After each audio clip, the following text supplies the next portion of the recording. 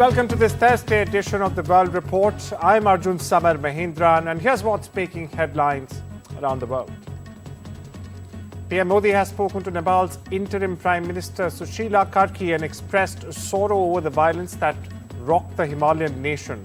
He said, and I'm quoting here, had a warm conversation with Mrs. Sushila Karki, Prime Minister of the interim government of Nepal, conveyed heartfelt condolences on the recent tragic loss of lives and reaffirmed India's steadfast support for her efforts to restore peace and stability. When the US ABC has pulled late-night host Jimmy Kimmel off air indefinitely over comments he made about the shooting of right-wing influencer Charlie Kirk. The network, which Disney, by the way, owns, announced on Wednesday night that it would remove Kimmel's show from its schedule for the foreseeable future. Indefinitely is the word that the network has used. Donald Trump later called the move great news for America and congratulated the network for its courage in a social media post. We get you all the latest reactions, followed by my colleague Priyanka Deo unpacking this still escalating controversy. We hit some new lows over the weekend with the MAGA gang desperately trying to characterize this kid who murdered Charlie Kirk as anything other than one of them and doing everything they can to score political points from it. We're just about to walk in. Interestingly enough, they waited to pull the plug on this right as the studio audience was about to walk in. It wasn't like this morning or last night. They waited for everyone to come into work today, They didn't tell us what had happened. They just said that the show was canceled. Initially, my concern was, I hope everyone's okay, no one got injured. First, a way the nation is being divided is just the political polarization that has happened. Conservatives see Kimmel's remarks as part of a long-running trend in late-night shows skewing heavily left, targeting conservative figures and amplifying anti-MAGA narratives. They also view the suspension as evidence that conservative voices are underrepresented and vulnerable to bias. Now, liberals, on the other hand, are defending Kimmel as exercising free speech and political commentary, arguing that hosts have a right to criticize and critique public figures, especially in sensitive contexts. Both sides here have a point. The division also stems from how people view the balance between comedy, commentary, and respect for tragedy. Conservatives emphasize that Kimmel weaponized humor for partisan purposes, while others stress that satire has always been politically pointed and should be protected under the right of free speech. This controversy also amplifies skepticism about media objectivity overall. Some see mainstream media networks as enforcing a very left-leaning agenda, while others perceive regulatory pressure as necessary to curb potentially misleading commentary.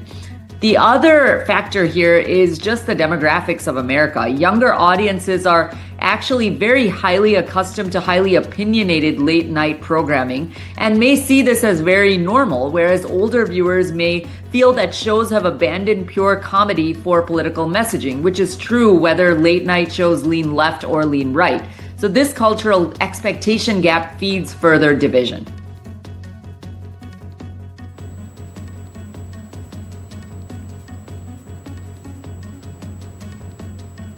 Media is definitely reacting to suspension. Outlets like ABC, CBS, and NBC affiliates report the suspension factually, emphasizing the controversy, regulatory comments, and audience reactions. They also focus on statements from ABC, Disney, FCC Chair Brendan Carr, who is a Trump appointee, and Nexstar affiliates. And some news outlets frame this as a free speech debate, while others highlight Kimmel's remarks as insensitive over Charlie Kirk's death. Conservative-leaning outlets are using this incident to criticize and critique late-night hosts for a very left-leaning bias, for corporate overreach, and the chilling effect on political commentary. They argue that this demonstrates a pattern of liberal commentary going unchecked, while conservative viewpoints are often criticized or silenced. That's the root of their argument. Social media platforms like X and Threads have also erupted with debate over this incident. Hashtags criticizing Kimmel trend among conservative voices, while liberal commentators and citizens defend the host's right to satire. The discussion underscores just the broader polarization that has happened online. Some commentators are framing this as a turning point for comedy and media, and I agree with them, highlighting just how far political commentary has overtaken entertainment, pure comedy, just entertainment comedy in late night programming. Others warn that FCC involvement or corporate preemptions create a precedent for self-censorship as well. Stay with the US, where Tyler Robinson, the Utah man charged with assassinating Charlie Kirk, was afraid of being shot by police and agreed to surrender as long as it was done peacefully. The sheriff involved with taking him into custody has said. Now, Robinson appeared quiet and somber when he turned himself in with his parents last Thursday at the Washington County Sheriff's Office. Now, that came a day after Kirk was shot and killed at Utah Valley University, said Sheriff Nate Brooksby. Meanwhile, on Tuesday, prosecutors charged the 22-year-old Robinson with capital murder and also announced that they will seek the death penalty. Listen in. For a peaceful, gentle, comfortable transition for him to come out. Again, he knew he was going to get caught. He didn't want a big SWAT team hitting his parents' house or his apartment. He was truly fearful of being shot by law enforcement. So that the conditions were as relaxed and comfortable and almost to the point of, inviting. And if at the end of the day, we accomplish him surrendering peacefully on his own, I'm gonna make some concessions to make that happen. Former US President Barack Obama has addressed the recent killing of Charlie Kirk. He said that the country was, and I quote here, at an inflection point, but that political violence is not new. He also added that this has happened at certain periods in US history or America's history. Obama furthermore said that despite history, political violence was anathema to what it means to be a democratic country. Now, the former president also explicitly denounced political violence, addressing the fatal attacks this year of Kirk and the Minnesota lawmaker Melissa Hortman. He called both incidents a tragedy and said Donald Trump had further divided the country rather than working to bring people together and making America great again, as he has been claiming. Meanwhile, a deadly tragedy has unraveled in Pennsylvania's York County. Viewers, 3 police officers were killed and 2 others critically injured in a shooting in the U.S. state of Pennsylvania. What were they doing while they were following up on a domestic-related investigation, authorities have said. Now, the incident occurred just after 2 p.m. when gunfire broke out. The suspected shooter has also been killed. State police, meanwhile, say the wounded officers are critical but in stable condition. Yes, Bob. This is an absolutely tragic and devastating day for York County and for the entire Commonwealth of Pennsylvania. We grieve for the loss of life for 3 precious souls who served this county, served this Commonwealth, and served this country. Across the English Channel in the UK, King Charles has praised President Donald Trump for his peace efforts at the United Kingdom's state dinner. He highlighted that the president, or Trump in this case, is committed to finding solutions to global conflicts. Now, the King also said that the US and UK are in fact standing together to support Ukraine amid the war with Russia, also acknowledging the other allies they are working with. Trump said to this, and the King, in fact, was seated next to each other at a 155-foot-long table at St. George's Hall, which also included US officials such as Secretary of State Marco Rubio and Treasury Secretary Scott Bessent, and also top business leaders like media mogul Rupert Murdoch and Apple CEO Tim Cook. Here's what King Charles III said meanwhile. Our countries are working together in support of crucial diplomatic efforts, not least of which, Mr. President, is your own personal commitment to finding solutions to some of the world's most intractable conflicts in order to secure peace. When the Middle East, protesters dressed in white with blood representing hostages killed during the war in Gaza gathered near Israeli Prime Minister Benjamin Netanyahu's residence in Jerusalem Wednesday evening. Now, the protesters held a banner, as you see on your screens right now, reading, "This is Sparta," a reference to Netanyahu's speech earlier in the week in which he referred to protesters as Super Sparta. Now, Sparta is a Greek city, for perspective, historically famed for its militaristic society and warrior ethos. Michael Illis, a father of hostage Guy Illis, whose body is believed to be held in Gaza, laid down on the ground next to the protests in white, vowing not to compromise until his son's body is returned to Israel for burial. We get you more. התחננתי, התחנפתי, הייתי ממלכתית, הייתי תוקפנית, התפללתי, וכך נלחמות כל המשפחות. ואיפה הממשלה הזאת? למה בתוך הפחד הקיצוני, העצב והייסורים, אנחנו צריכים לנהל קרב על הצלת והשבת היקרים שלנו? Pakistan and Saudi Arabia on Wednesday signed a new defense agreement under which the two sides said an attack on either of them would be considered, and I'm quoting here, an aggression against both.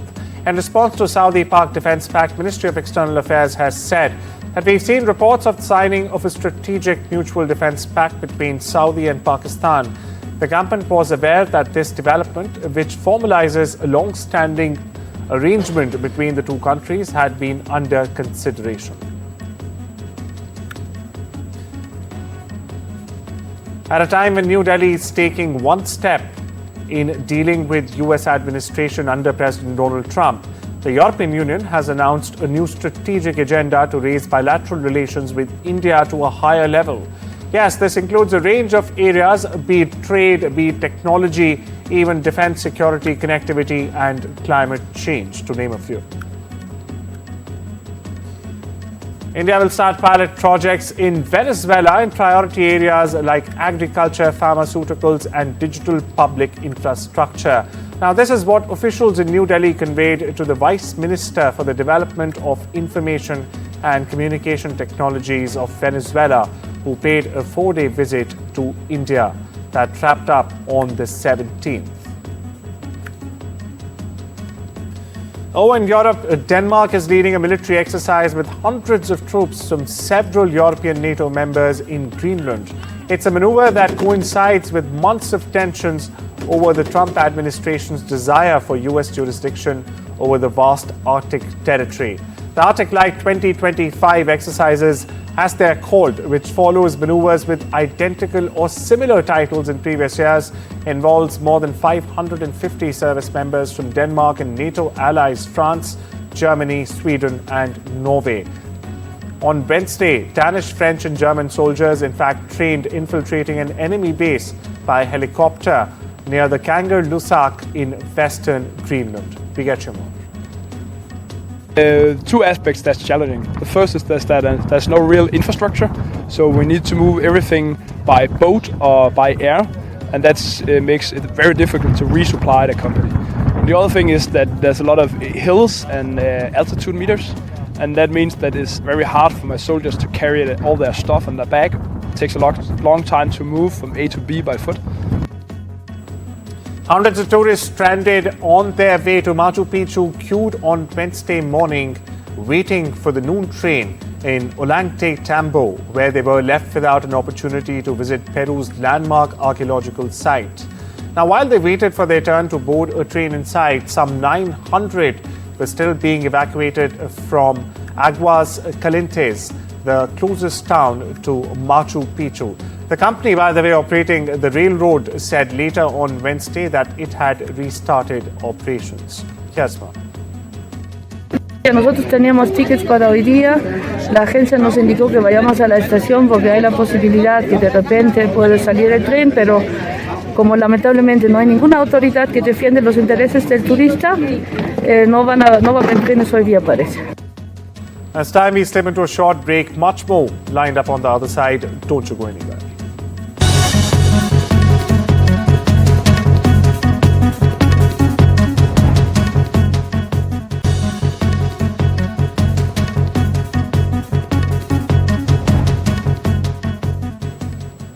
Welcome back. You're watching this Thursday edition of the World Report. We get you updates from the world of business, where it seems like a terrible time to build an electric vehicle plant in the United States. But Rivian automotive leaders say they're confident as the company starts long-delayed work on a $5 billion facility in Georgia. Now, the money-losing California-based company broke ground Tuesday east of Atlanta despite President Donald Trump's successful push to roll back the EV tax mandate. Starting September 30th, buyers will no longer qualify for savings of up to $7,500 per car. The Georgia plan, first announced in 2021, is the company's key to reaching profitability.